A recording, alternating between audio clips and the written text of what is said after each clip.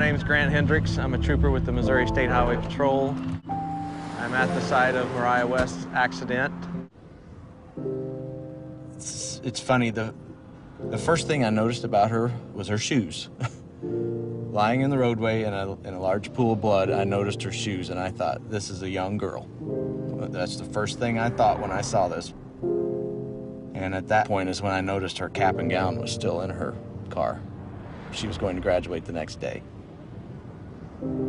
It was just a really horrific scene, all because of a senseless text message. It's just sad. Sorry, it's just sad.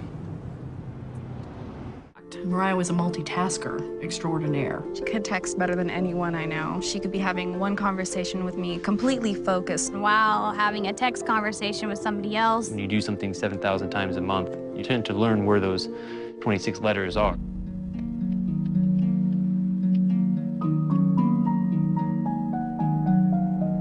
The day before her graduation, my daughter drove to go meet a boy, and she never made it.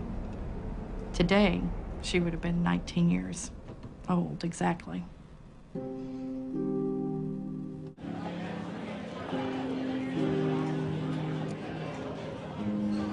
Okay, guys, in honor of Mariah. Happy birthday to you. Happy birthday to you. Happy birthday, dear Mariah. She had met a guy who played baseball, and one evening she just spontaneously got in her car and said, "Hey, I'm gonna come watch this game."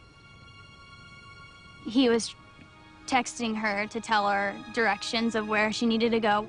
and I guess she just looked away for too long. Where are you at, you know? Like that was it. One of her friends had no idea that she had been in an accident, so he kept texting. We ended up having to send him a text back to say, please stop. She's in critical condition in the hospital, and we don't know if she'll even make it. She always worked her magic, you know, and still to this day, without her being here, she's so much still a part of our lives every day. She was our sunshine. She really was.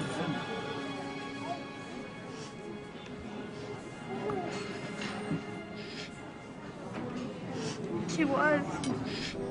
It's a simple text message. Where are you at?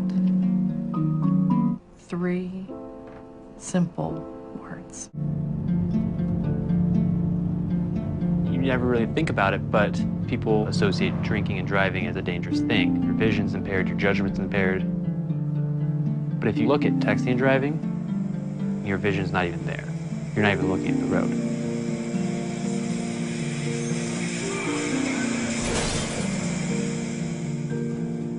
If someone would ask me to drive down the road and close your eyes for 5 seconds or 6 seconds, I would never even attempt that.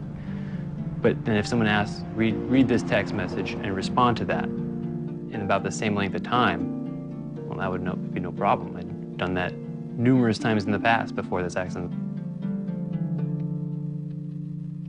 I was on my way home. I had my girlfriend in the car, and I'm just reading a text message, responding. I was looking up every couple seconds or so, like I always did. And I just hear a loud scream next to me, and the next second I look up and I see a bicyclist crashing the windshield.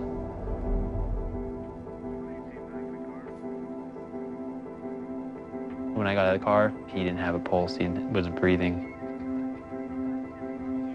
He wasn't alive. There are no words to describe the level of grief, the level of depression and self-hatred I was going through.